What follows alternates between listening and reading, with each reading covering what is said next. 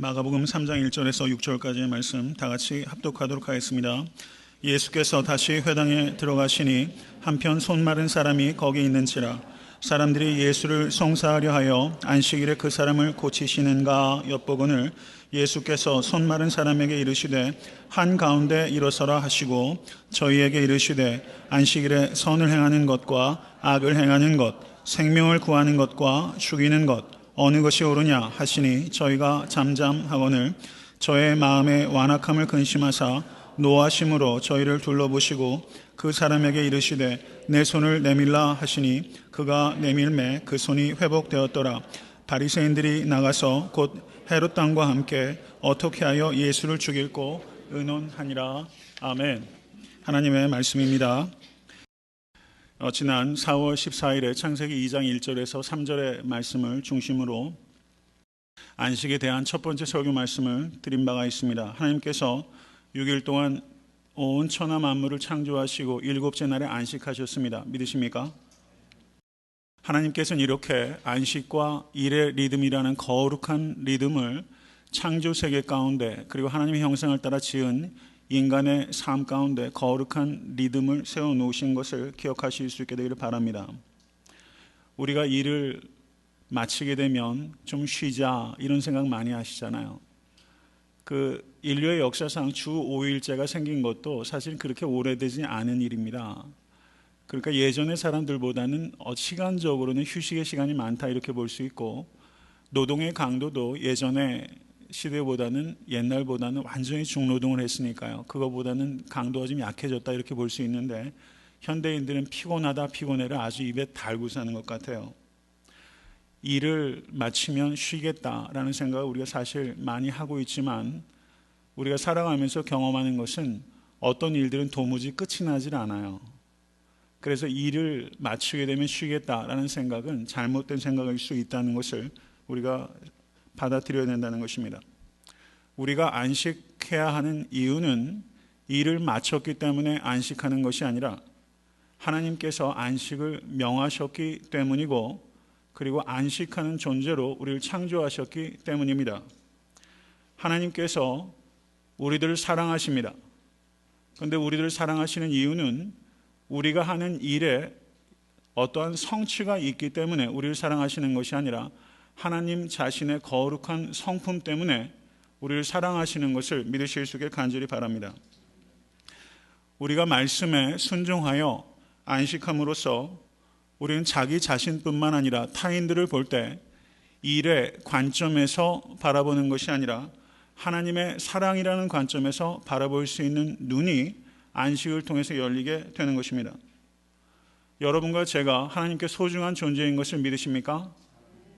우리가 소중한 이유는 우리가 하는 일 때문이 아니라 하나님께서 하신 일 때문이고 그리고 우리가 하는 일 때문이 아니라 우리가 누구이냐 때문에 우리가 소중한 것을 기억하실 수 있기를 바랍니다. 그럼 우리는 누구입니까? 독생자 예수 그리스도를 아낌없이 십자가에 매달게 하실 만큼 사랑하시는 하나님의 자녀입니다. 믿으십니까? 여기에 우리의 가치가 있는 것이지 우리가 하는 일 때문에 우리의 가치가 결정되는 것은 결코 아니라는 것을 기억하시는 여러분과 제가 될 수 있기를 바랍니다. 우리가 일을 마치고 주일에 안식하는 것은 우리가 일을 주인으로서 하는 것이 아니라 일을 청지기로서 하는 것이라는 것을 받아들이는 행위입니다. 이것을 받아들일 때 우리가 평일에 하는 일에 대한 우리의 관점도 바뀌게 되는 것입니다. 우리가 하는 일의 주인은 내가 아니라 우리는 그 일을 청지기로서 감당하는 것에 불과한 것입니다.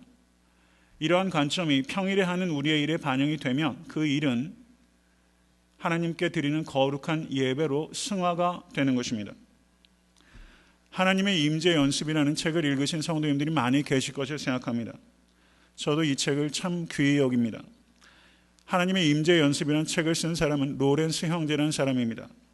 이 로렌스 형제가 1605년도에 50세가 되어서 까르멜 수도에 들어가서 주방에서 일을 거들기 시작하였습니다. 그는 이렇게 고백합니다. 처음에 주방 일을 하면서 별다른 즐거움을 얻지 못했습니다. 나는 단지 그 일을 자신의 부족함을 메우기 위한 고행으로 받아들였습니다. 그러나 내가 모든 일을 하나님에 대한 사랑에 근거하여 행하기로 의식적으로 결단한 뒤로부터 전혀 다른 차원으로 이해가 되었습니다. 나는 하나님 사랑을 위해서라면 땅에서 지푸라기 하나를 집어들 수 있다는 것에도 즐거워했습니다. 라는 말을 했어요. 여러분, 얼마나 의미 있는 말인지 몰라요. 하나님을 사랑하는 마음으로는 지푸라기 하나를 드는 일에도 즐거워했다라고 고백하는 거예요. 나이가 시운이 되어서 수도원에 주방 일을 하러 들어간 사람이 로렌스 형제예요.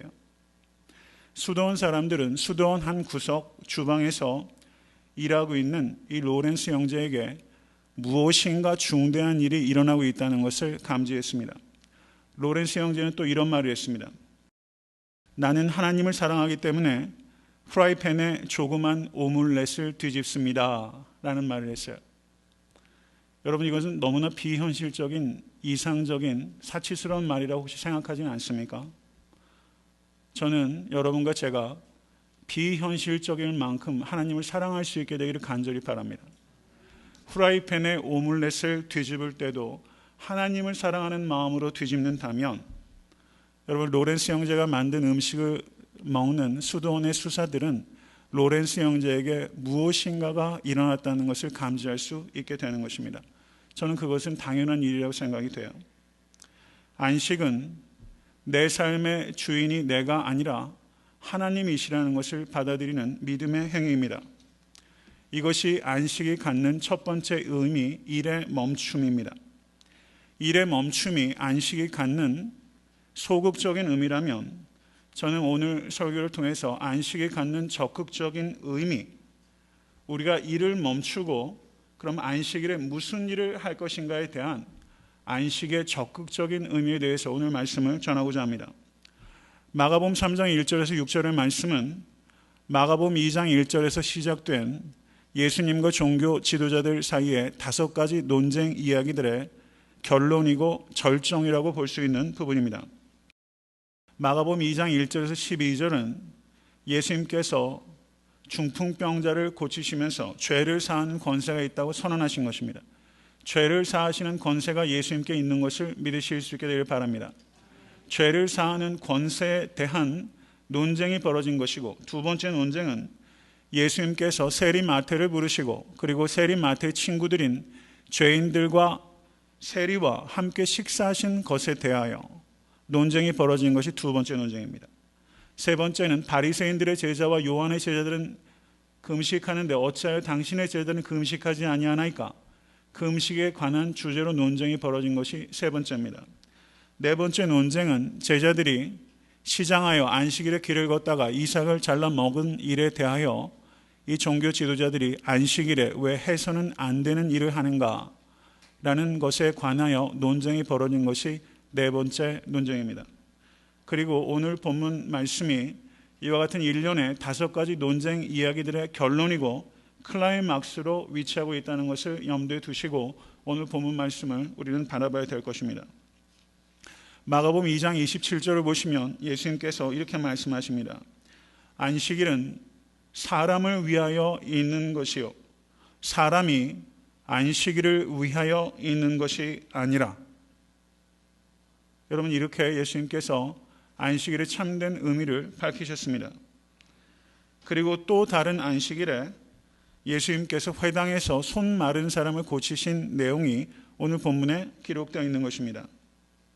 안식일이 사람을 위하여 있는 것이라. 여러분, 이 가르침의 실제적인 예로서 예수님께서 회당에서 손 마른 자를 고치신 것입니다. 마가복음 3장 1절에서 6절의 말씀은 그렇기 때문에 손 마른 자를 고치신 미러클 스토리, 기적 이야기에 이 말씀에 초점이 있는 것이 아니라 예수님께서 안식일에 손 마른 자를 고치심으로 인하여 파생된 컨트로버시, 논쟁에 초점이 있는 이야기다, 이렇게 봐야지만 오늘 본문 말씀이 정확하게 이해가 된다는 말씀입니다. 이것은 단순하게 another miracle story, another healing story가 아니라 예수님께서 안식일에 고치심으로 인하여 파생된 컨트로버시, 논쟁에 대한 이야기가 오늘 본문 말씀의 핵심이라는 것을 우리는 기억하면서 말씀 속으로 들어가야만 되는 것입니다. 3장 1절에서 2절을 보시면 오늘 본문의 사건의 배경이 그려지고 있는 부분이라고 볼 수 있습니다. 제가 읽겠습니다. 예수께서 다시 회당에 들어가시니 한편 손 마른 사람이 거기 있는지라 사람들이 예수를 송사하려 하여 안식일에 그 사람을 고치시는가 엿보거늘 이라고 말씀하고 있습니다. 마가복음 3장 1절에서 6절과 병행을 이루고 있는 본문이 누가복음 6장 6절에서 11절의 말씀입니다. 그런데 누가복음 말씀을 보시면 마가복음에는 생략되고 있는 몇 가지 중요한 정보들이 기록되어 있습니다. 누가복음 6장 6절을 보시면 이렇게 말씀합니다. 또 다른 안식일에 예수께서 회당에 들어가서 가르치실새 거기 오른손 마른 사람이 있는지라 라고 말씀하고 있어요.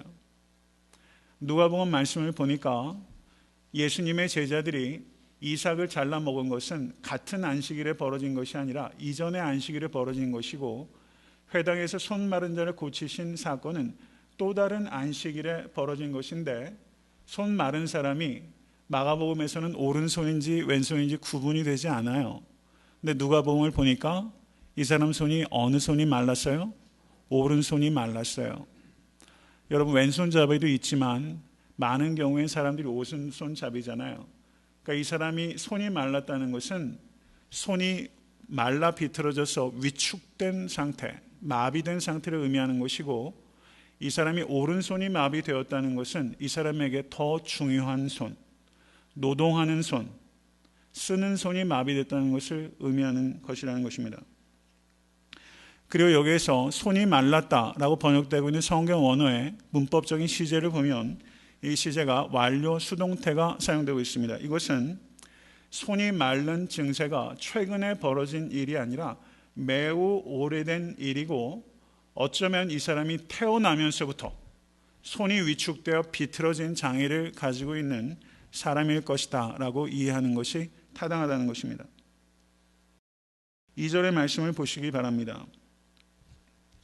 2절의 말씀을 보시면 사람들이 예수를 송사하려 하여 라고 말하고 있는데 이 사람들은 6절의 말씀을 보시면 바리새인들이 나가서 곧 헤롯 왕과 함께 어떻게 하여 예수를 죽이고 의논하는지라 라고 말하고 있는 것입니다.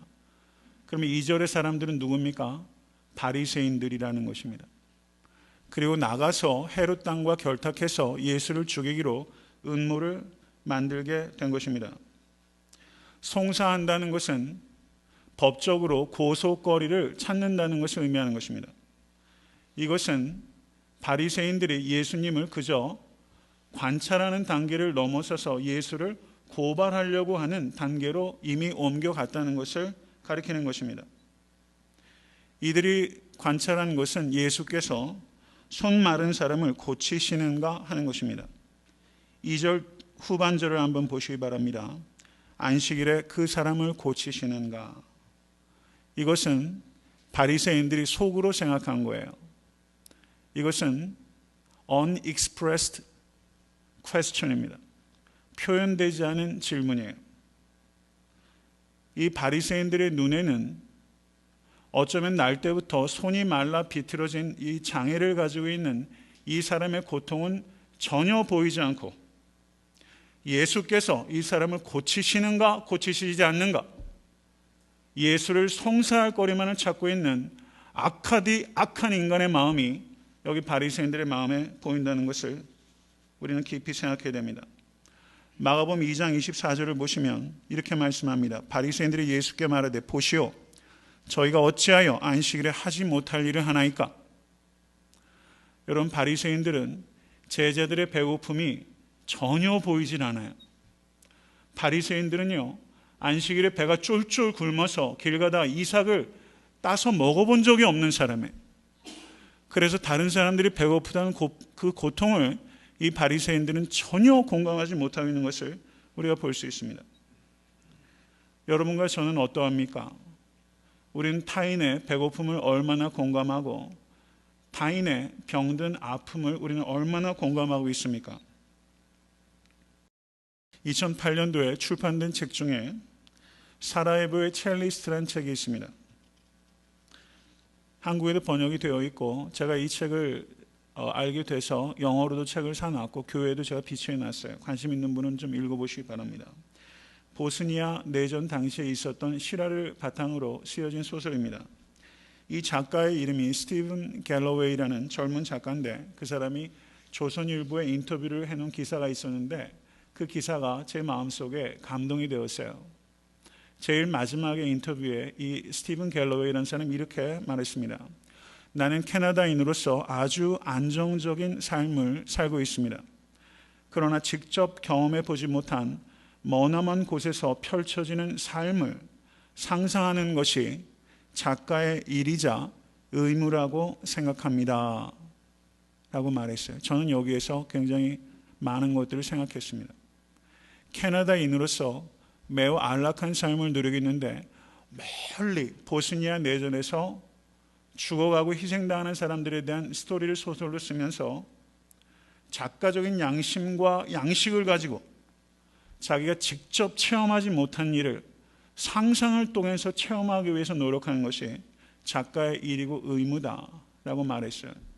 저는 이것을 인터뷰를 통해서 보면서 이 사람이 크리스천인지 아닌지는 모르겠지만 최소한 소설가도 내가 경험하지 못하는 것에 대해서 체험하기 위해서 상상으로라도 씨름을 하고 있다는 것을 보면서 이것은 신앙적으로 말하면 인카네이션, 성육신적인 삶의 자세라고 볼 수 있는 것입니다. 저는 제 자신을 되돌아보게 되더라고요. 제가 성도님들의 삶의 모든 정황들을 제가 다 경험할 수는 없잖아요. 목회 성도들이 많이 이렇게 오시다 보면요, 어쩌면 하루에 결혼식 주례도 해야 되고 저녁에는 장례식 예배도 집전해야 될 일들이 많이 있을 거예요. 목회자로서 제 안에 가지고 있는 감정들을 순간순간 바꿔야 되는 그런 어려운 상황들, 그리고 제가 해야 될 거룩한 의무가 있다고 생각이 됩니다. 그러한 다변한 삶의 자리에 대해서 목회자로서 얼마나 제가 공감하고 있을까? 이 작가만큼이나 나는 공감하기 위해서 노력하고 있는가? 이 부분은 제가 하나님 사이에서 제가 갖고 있는 매우 진지한 씨름이라고 생각이 됩니다. 그런데 이 씨름이 목회자에게만 주어진 씨름이라고 생각하십니까? 여러분, 마이클 램지라는 성공의 주교가 있는데 그분이 이런 말을 했어요. 여러분 깊이 생각하실 수 있게 되길 바랍니다. 우리들은 회의자들의 회의 속으로, 질문자들의 질문 속으로, 길 잃은 이들의 외로움 속으로 들어갈 때에만 우리 신앙에 대해서 말할 수 있고 그 신앙을 권면할 수 있습니다. 라고 말을 했습니다. 회의자들의 회의 속으로, 질문자들의 질문 속으로, 길 잃은 자들의 외로움 속으로 들어갈 때에만 우리는 신앙에 대해서 권면할 수 있다.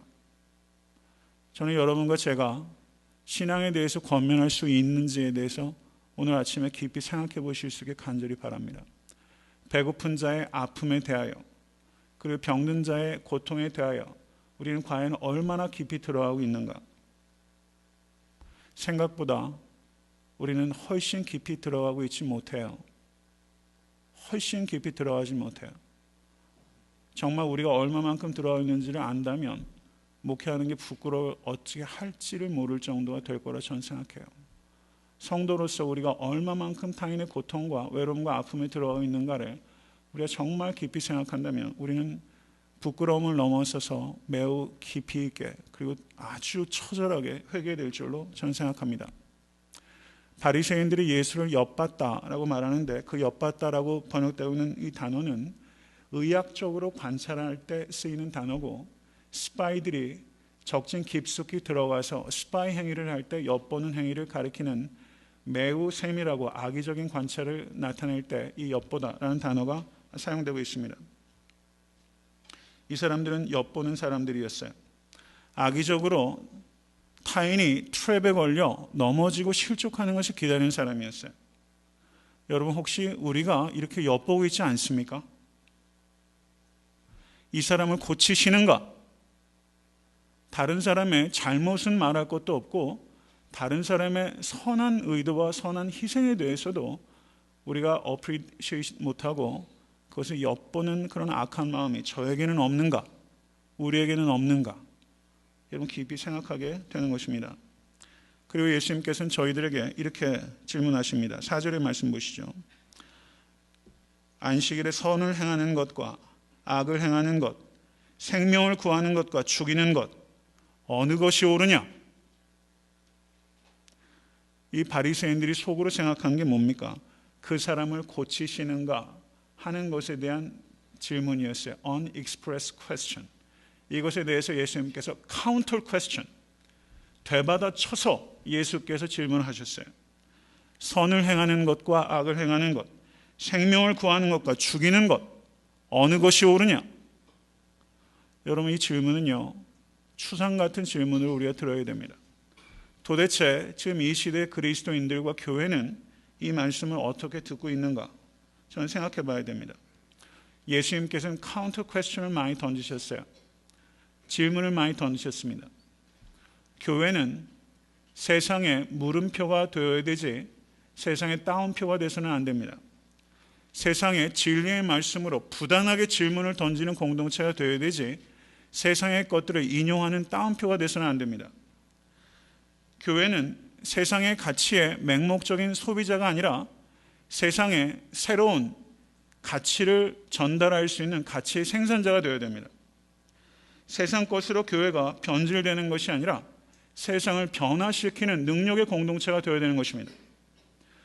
이것을 이루어 가기 위해서 애타한테 섬기는 교회는 부단하게 몸부림쳐야 되는 것입니다. 사랑하는 성도 여러분, 이러한 교회를 세워지기 위해서 여러분 기도하고 계십니까? 이러한 교회를 세워가기 위해서 의지를 가지고 계십니까?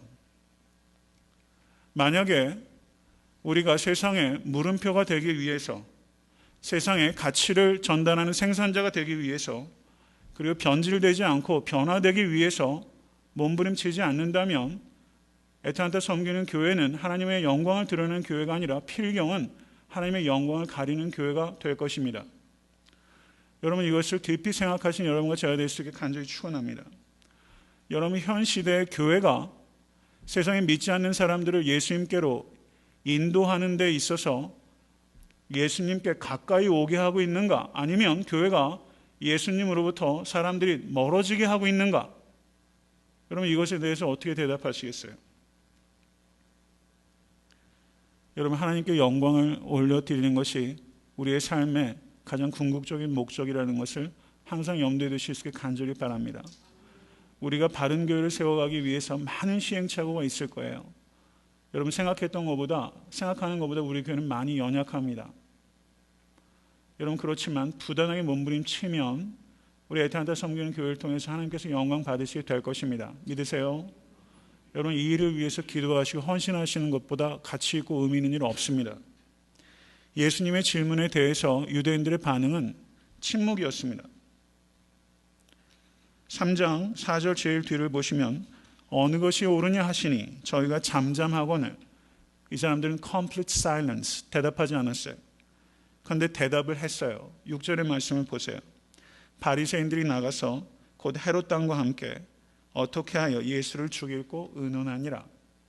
이미 대답을 가지고 있죠. 뭐예요? 죽이겠다는 거예요. 죽이겠다는 거예요. 바리새인들과 헤롯 왕은요, 정치적인 입장이 완전히 상반된 이질적인 존재고 서로 앙숙이에요. 그런데 공동의 목표가 생겼죠. 그게 뭐죠? 예수를 죽이는 거예요. 여러분, 세상 일이 다 이렇잖아요. 정치인들도 이렇게 결탁하잖아요. 서로 생각하는 가치가 전혀 다름에도 불구하고 공동의 목표가 생기면 특별히 어떤 선한 일을 하겠다고는 결탁되지 않아요. 누구를 죽이겠다는 일에는 이렇게 야합할 수 있다는 것을, 이게 인간의 죄성입니다. 여러분, 교회는 연합하는 공동체지 야합하는 공동체가 아닙니다. 성도와 성도들은 성부, 성자, 성령 안에서 연합하는 공동체가 되어야 됩니다. 근데 우리가 연합하지 못하고 야합할 때가 굉장히 많아요. 세상 돌아가는 것처럼 교회에서 이런 일들이 참 많이 있다는 것을 우리가 항상 경계하시고 연합하시는 데 성공하신 여러분과 제가 될 수 있게 간절히 바랍니다. 예수님께서 저희 마음의 완악함을 근심하사라고 말했는데요, 완악함이라고 번역되어 있는 단어가 포로시스라는 단어입니다. 근데 이 단어가 포로스라는 단어에서 유래됐는데, 이 포로스라는 단어는 대리석보다 딱딱한 돌을 가리킬 때 이 포로스라는 단어가 사용되는 것입니다. 마음의 완악함이란 지적으로, 정서적으로, 영적으로 딱딱해지는 것을 가리키는 것입니다. 여러분, 제가 하나 질문할게요. 신앙생활을 오래 하시면 마음이 유연해집니까? 마음이 딱딱해지는 경우가 많습니까? 어떠세요? 이성의 집사님 한번 대답해 보시겠어요? 어떠신 것 같으세요? 후자예요. 후자일 때가 더 많은 것 같아요. 안타까운 일이죠. 목회자도 예외는 아닌 것 같아요. 신앙생활 오래 하면 유연해져야 되는데 마음이 딱딱해져요. 완고해져요. 여러분, 독일의 신학자 칼 바르트라는 사람이 이런 말을 했습니다. 우리는 언제나 그리스도인의 삶에서 초심자일 수밖에 없다. 얼마나 많이 알든지, 얼마나 부지런하든지 그리스도인의 삶에서 졸업이란 결코 없으며 계속해서 더 높은 차원으로 나아갈 뿐이다. 큰 어려움 없이 해낼 수 있는 판에 박힌 일이 되거나 연습으로 숙달된 기교가 될 때 그리스도인이 하는 일은 자기 모순이 되고 만다라고 말했어요. 그리스도인의 삶엔 졸업 없어요. 여러분, 이 자리에 연세 높으신 분들 계시잖아요. 은퇴하신 분들도 많이 계시잖아요. 세상에선 졸업하지만요, 그리스도의 제자 학교에는 졸업 없습니다. 이것을 기억하시길 간절히 바라요. 우리는 숙달된 계교로 신앙생활하는 거 아닙니다. 마가복음 9장을 보시면 예수님께서 제자들 셋을 이끄시고 변화산에 가셨다가 내려오셨을 때 밑에 남은 제자들이 귀신 들린 어린아이를 고치려고 했는데 귀신이 쫓아졌어요? 안 쫓아졌어요? 안 쫓아졌어요. 마가복음 6장을 보시면 제자들이 귀신을 쫓는데 성공했어요. 그런데 9장에서 귀신을 쫓으려고 하는데 안 쫓아졌어요. 여러분, 하나님의 일을 하는 것은 숙달된 경험이나 기교라는 것이 결코 아니고 기도 외에는 이런 유가 나아갈 수 없느니라. 여러분, 초심으로 되돌아가는 것이 영성의 대가라고 할 수 있는 것입니다. 안식일에 관하여 잘 알려진 사건 가운데 하나가 기원전 167년 마카비 혁명 때 셀루커스라는 나라가 있었습니다. 그 군대들이 추격해 올 때 안식일 규례를 지키기 위해서 유대인들이 도망하지도 않고 저항하지도 않아서 1000명 가까운 사람이 몰살해 버렸어요. 그래서 그 일 이후로는 안식일에는 전쟁을 치르고 있는 중에는 자기를 방어할 수 있도록 한다라는 조항이 새롭게 선포되기도 했습니다.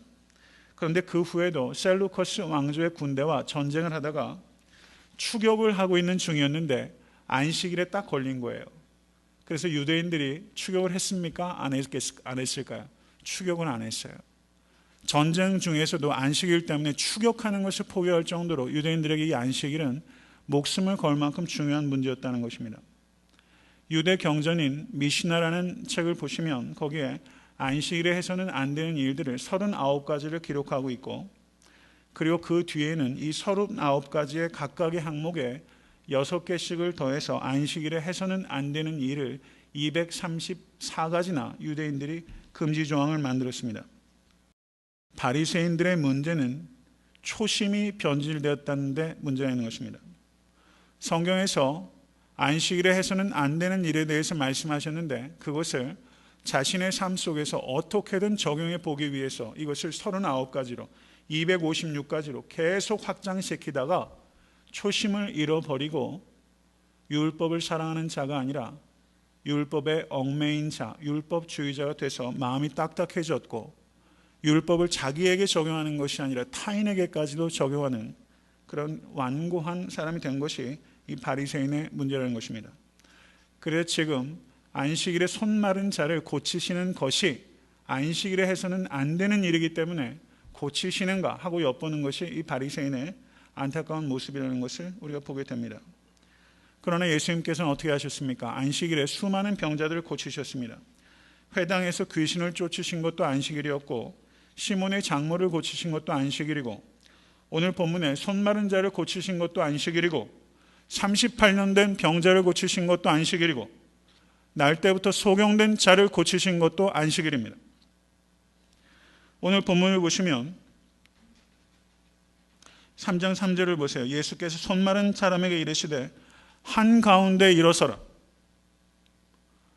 여러분, 예수님께서는 바리새인의 의도를 간파하셨지만 그것을 회피하지 아니하시고 이 사람을 한가운데 일으켜 세우실 만큼 예수님은 형식주의와 율법주의에 빠진 이 바리새인들에게 예수님은 강하게 도전하신 것입니다. 이런 용기와 담대함이 여러분과 저에게 있을 수 있기를 간절히 바랍니다.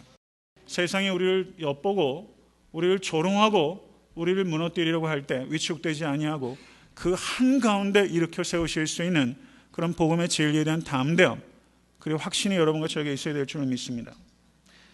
요한복음 5장 16절에서 18절을 보시면 이렇게 기록하고 있습니다. 그러므로 안식일에 이러한 일을 행하신다 하여 유대인들이 예수를 핍박하게 된지라. 예수께서 저희에게 이르시되 내 아버지께서 이제까지 일하시니 나도 일한다 하시매 유대인들이 이를 인하여 더욱 예수를 죽이고자 하니 이는 안식일만 범할 뿐 아니라 하나님을 자기의 친아버지라 하여 자기를 하나님과 동등으로 삼으심이로라 라고 말씀하고 있어요. 여러분, 이 말의 의미를 우리가 경청해야 됩니다. 내 아버지께서 이제까지 일하시니 나도 일하신다. 여러분, 시편 121편 4절을 보시면 이렇게 말씀합니다. 이스라엘을 지키시는 자는 졸지도 아니하시고 주무시지도 아니하시리로다. 여러분, 이것은 그저 시적인 아름다운 언어에 불과한 것이 아니에요.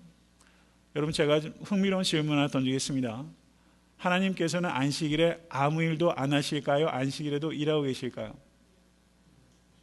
일하고 계세요? 어떻게 하세요? 좀 흥미로운 질문 아니에요?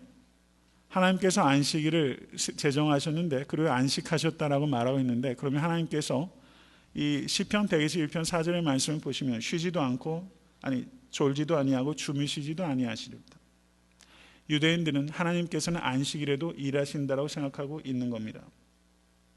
안식일을 제정하신 하나님은 안식일에도 우리를 보호하기 위해서 일하고 계시는 것입니다. 예수님께서 하신 말씀, 내 아버지께서 이제까지 일하시니 나도 일한다 라고 말씀하시면서 안식일의 병자를 고치시면서 일하신 거예요. 여러분, 경청하세요. 예수님께서 하신 말씀의 취지는 이런 것입니다.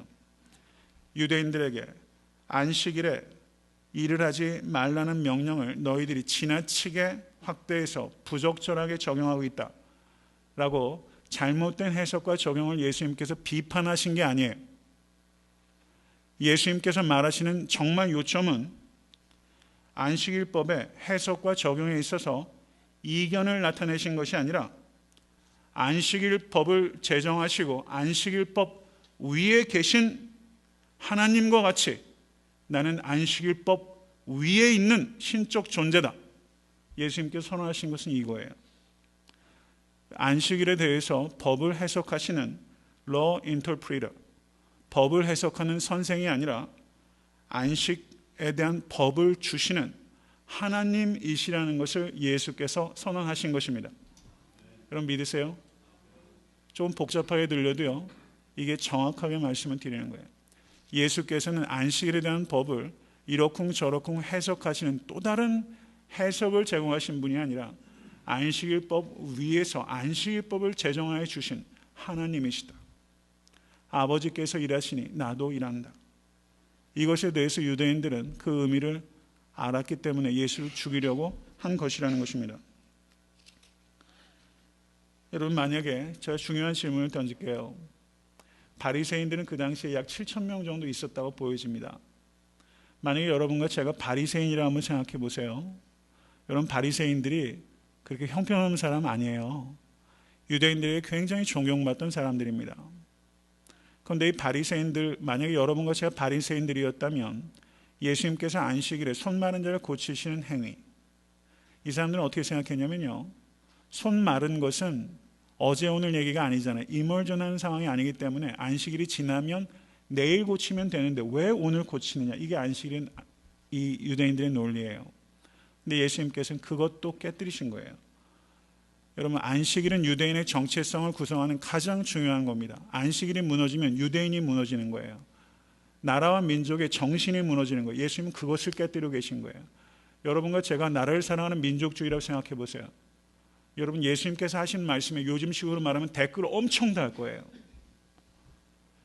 여러분 예수님께서 하신 일들 우리가 수긍하고 이것을 받아들이실 수 있겠는가 하는 것을 한번 제가 여쭙는 거예요. 바리새인들은 안식일을 지키기 위해서 목숨을 건 사람이 실제 죽었어요. 전쟁 때도 추격을 포기할 만큼 진지한 거예요. 여러분 우리가 신앙생활하면서 만약에 우리가 목숨을 걸고 지킬 만큼 진지한 무엇이 있는데 그것이 사실상은 진리가 아니고 거짓이고 그것이 사실상 하나님을 영화롭게 하는 것이 아니라 하나님의 불명예를 가중하는 것이고 하나님을 대적하는 것이 될 수 있다는 것을 우리는 바리새인들을 통해서 두려움을 느껴야 됩니다. 우리가 어쩌면 교회에서 하고 있는 이 신앙생활이 한낱 종교행위에 불과할 수 있고 여러분 이런 것을 통해서 우리가 잘못된 확신과 잘못된 열심을 가지고 하나님을 적극적으로 대적할 수 있다는 것을 우리는 바리새인을 통해서 봐야 됩니다. 실제 교회에서 이런 일들이 너무 많이 벌어지고 있다는 것을 우리가 경계해야 됩니다. 여러분 확신을 가지실 수 있기를 간절히 바랍니다. 그런데 내가 가지고 있는 확신이 정말 진리에 부합하는 것인지에 대해서 부단하게 되돌아보고 기도하고 자기를 변화시키지 못하면 우리가 가졌던 처음의 확신은 맹신이 되고 그 다음에 진리를 높이는 것이 아니라 진리를 억압하는 바리새인같이 될 수 있다는 것을 항상 그런 위험이 있다는 것을 여러분과 저는 경계해야만 되는 것입니다. 이제 제가 오늘 안식일에 대해서 말씀을 드리면서 본문에 대한 강의는 사실상 이렇게 마쳐진 것이고요. 제가 한 가지만 덧붙여 말씀을 드리고 설교를 맺습니다. 안식일에 대해서 제가 첫 번째 설교를 하면서 안식의 첫 번째 의미는 일의 멈춤이라고 말씀을 드렸어요. 오늘은 두 번째 의미로 일을 멈추고 그러면 우리는 어떤 일을 해야 되는가에 대해서 말씀을 드리고자 하는 것입니다. 우리가 안식일에 행해야 되는 일을 그리스도인들에게 안식일이란 주일을 의미하는 것입니다. 매우 신중하고 의도적으로 선택해야 됩니다. 저를 따라하세요. 신중하고 의도적으로. 우린 주일에 우리가 해야 되는 일들을 매우 신중하고 의도적으로 선택해야 돼요. 우리가 매우 신중하고 의도적으로 선택해야 되는 가장 중요한 일이 함께 하는 것입니다. 함께 하는 시간을 의도적으로 신중하게 선택해야 됩니다. 예수님께서는 볼지어다 내가 세상 끝날까지 너희와 항상 함께 있으리라. 마태복음 18장 20절은 두세 사람이 내 이름으로 모인 곳에는 나도 그들 중에 있느니라. 하나님께서 우리에게 주시는 최고의 복은 선물이 아니라 하나님의 임재입니다. 믿으세요? 우리는 안식의 가치를 공유하는 그리스도인들입니다. 우리는 주일에 성도 간에 좀 더 근본적으로 받아들이기 위하여 시간을 함께 하는 것을 훈련해야 되는 것입니다. 우리의 시간은 주일에 무엇인가를 더 얻기 위해서나 아니면 무엇인가를 더 성취하기 위해서 주일의 시간을 이용하는 것이 아니라 다른 성도와 그리고 이웃과 함께 하기 위하여 시간을 사용하는 것이 안식일에 우리가 해야 될 신중하게 선택해야 될 일이라는 것을 기억하실 수 있기를 간절히 바랍니다. 주일에는 나 자신을 위해서 하는 일을 멈출 때 다른 사람들을 위해서 일할 수 있는 시간이 생기게 되는 것입니다. 예수님께서 안식일에 손 마른 자를 고치심으로 인해서 자신의 일을 멈추고 예수님의 평생이 그런 삶이지만 우리에게 가르치시는 것은 개인의 일을 멈추고 배고픈 자와 손 마른 자를 위하여 시간을 드리라라는 가르침을 우리에게 주는 것입니다. 여러분 주일에도 우리가 스케줄이 많잖아요. 그렇죠? 저도 설교 준비하면서 항상 배워요. 주일에도 스케줄 따라서 움직이는 것이 아니라 주일은 성령에 따라서 움직일 수 있도록 시간을 드려야 되는 거예요. 주일은 스케줄로 움직이는 게 아니라 성령이 인도하신 대로 자유롭게 사용하실 수 있도록 주일은 여유를 가지셔야 됩니다. 주일에는 우리가 쌓기를 하는 것이 아니라 나누기를 실천하는 것이고 나의 필요를 채우는 날이 아니라 타인의 필요를 채우는 날이며 나의 즐거움을 위해서 여가선용을 하는 것이 아니라 타인의 즐거움을 위하여 평화를 나누는 날이 주일이 되어야 되는 것입니다. 주일은 나의 소유를 늘리기 위해서 시간을 사용하는 것을 멈추고 소유를 후하게 나누기 위하여 시간을 드려야 되는 것입니다. 전 특별히 청년들에게도 이것을 좀 권하고 싶어요. 전 청년들이 월요일날 수업이 많고 이렇게 되면 주일날 오후부터 막 머리가 지끈지끈 하잖아요. 저는 공부하는 데 있어서도 이 시간의 우선순위를 드리는 청년들 될 수 있기를 바라요. 저도 공부할 때, 유학생활할 때 뭐 다른 사람들이 식사 좀 하러 내려오라면 그것도 못 갔어요. 공부 그렇게 해가지고는 도저히 따라가기 어렵더라고요. 그런데 가만히 지금 이 안식의 의미에서 생각해 보면 주일날 시간도 우리가 학업이 됐든 생업이 되었든 여러분 그 부분에 있어서 만약에 주일에 불가피하게 주일을 성수하기 어려우신 분들이 있으실 수 있잖아요. 그러면 뭐 가령 예배를 드리고 생업의 자리로 돌아가신다 할지라도 일주일에 하루는 스케줄대로 움직이는 것이 아니라 성령대로 움직이는 참된 안식에 성공하신 여러분과 제가 될 수 있게 되길 주님의 간절히 축원합니다. 여러분 설교가 좀 길어지지만 제가 너무나 중요한 일이기 때문에 제가 계속해서 말씀을 읽습니다. 경청해 주시기 바랍니다. 우리가 주일에 의도적으로 신중하게 선택해야 된 일이 함께 있기인데 여러분 살아가면서 제일 어려운 게 뭐예요? 함께 있는 게 제일 어려워요. 교회에서 신앙생활 하면서 제일 어려운 게 너무 다른 사람하고 함께 있는 게 제일 어려운 거예요. 제일 어려운 거예요. 그럼 함께 있기에 실패하는 이유 중에서 가장 큰 것은 홀로 있기에 실패하기 때문입니다. 보네포 목사님께서 성도의 공동생활이라는 책에서 이렇게 말씀하셨어요. 홀로 있지 못하는 사람은 공동생활을 조심하도록 하십시오. 공동생활 속에 있지 않은 사람은 홀로 있기를 조심하도록 하십시오. 홀로 있기 없이 친교를 원하는 사람은 공허한 말과 감정에 빠지게 됩니다. 그리고 친교 없이 홀로 있기를 추구하는 사람은 공허한 자기 도취와 절망에 빠지게 됩니다. 여러분 주일에 안식한다는 것은 홀로 있기와 함께 있기의 가치를 조화시키는 날이 주일이에요. 이 두 가지를 조화할 때 우리는 다른 사람들의 말이나 행위 때문에 그 사람을 받아들이는 것이 아니라 그 사람의 존재 때문에 받아들일 수 있게 되는 것입니다. 하나님과 홀로 있는데 성공하지 못하면 다른 성도와 이웃과 함께 있을 수 없습니다. 홀로 있기와 함께 있기를 병행하시는 데 성공하시는 사랑하는 모든 성도 되실 수 있게 간절히 바랍니다. 독일이 통일되기 전에 이런 일이 있었어요. 굉장히 흥미로운 이야기입니다. 동베를린 사람들이 트럭을 가득 쓰레기를 담아서 서베를린 쪽으로 이 쓰레기를 투척했대요. 그러자 서베를린 사람들이 똑같은 방법으로 복수할 수 있잖아요. 근데 서베를린 사람들이 그렇게 안 하고 쓰레기 대신에 많은 음식과 빵과 우유와 음료들을 트럭에 가득 채워서 그것을 동베를린 쪽으로 보냈다는 것입니다. 그리고 그 쌓아놓은 음식 위에 이 서베를린 사람들이 거기에 그렇게 적었대요. 사람은 각자 자신이 가진 것을 주게 됩니다. 쓰레기를 준 사람은 쓰레기를 가지고 있는 사람이고 먹을 것을 주는 사람은 마음에 양식이 있는 사람이에요. 여러분 교회에서 성도와 함께 있다 보면요, 여러분에게 쓰레기 투척하는 사람 많이 있어요. 그리고 나도 여러분도 다른 사람의 쓰레기 꽤 많이 투척하면서 지금 이 자리에 있다는 것 받아들이셔야 됩니다. 여러분 교회에서 성도와 공동생활할 때 누군가 쓰레기를 투척하는 일들이 오늘도 있을 수 있어요. 그러면 기억하셔야 됩니다. 나는 쓰레기를 던질 것인가 아니면 다른 무엇을 선물할 것인가. 여러분 유대인 철학자 중에 마틴 부버라는 사람 여러분 잘 아실 겁니다. 그가 이런 말을 했어요. 이 말이 공감이 되는 분 한번 생각해 보세요. 나는 책을 너무 좋아해서 책 없이는 그냥 죽을 것 같습니다. 공감되세요? 그런데 책과 인간 중 하나를 선택해야 한다면 나는 책이 아닌 인간을 선택할 것입니다. 내가 며칠씩 방 안에 틀어박혀 문을 닫고 책을 읽는 것은 분명 축복이지만 그것은 내가 다시 문을 열고 누군가와 만날 수 있는 희망이 있기 때문입니다. 문을 닫고 책을 읽는 축복도 아셔야 되고 그리고 그것이 문을 열고 누군가를 만나기 위한 희망도 가지고 있어야 돼요.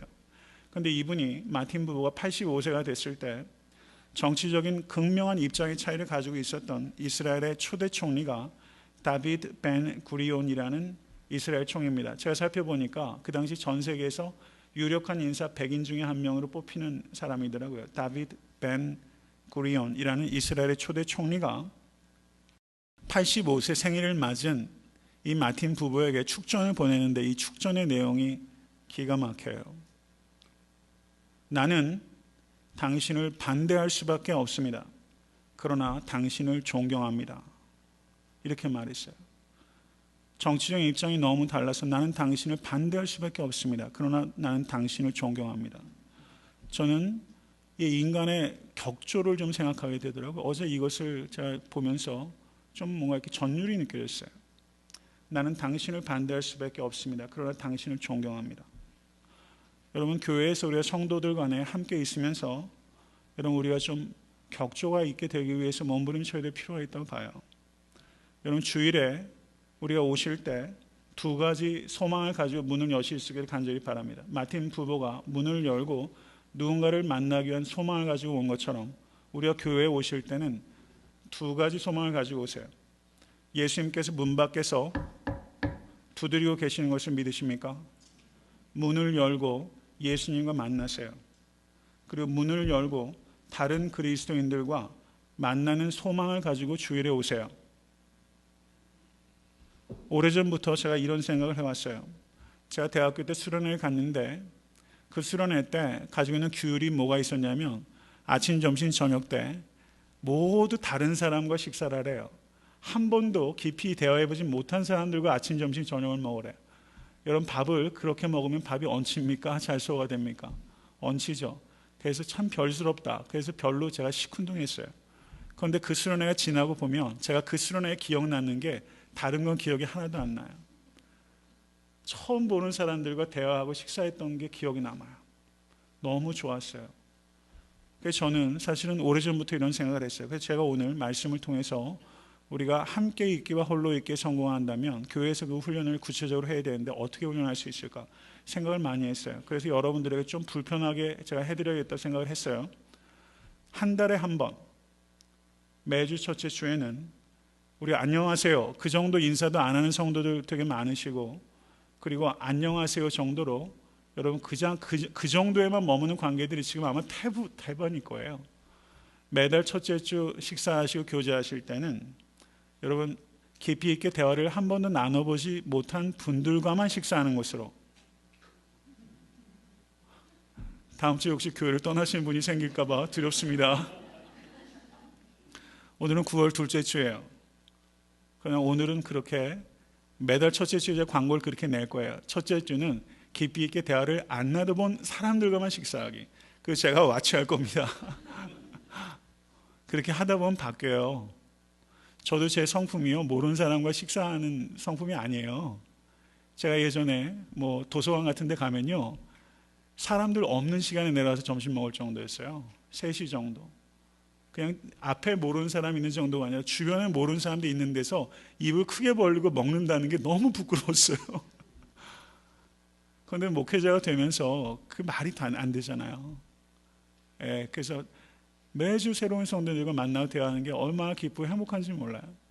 훈련하면요 다 바뀌어요. 그래서 오늘 예배 드리시고 나가면서 이 성도에 함께 있기가 그 안식에 우리가 해야 될 가장 신중하고 의도적으로 해야 될 일이니까.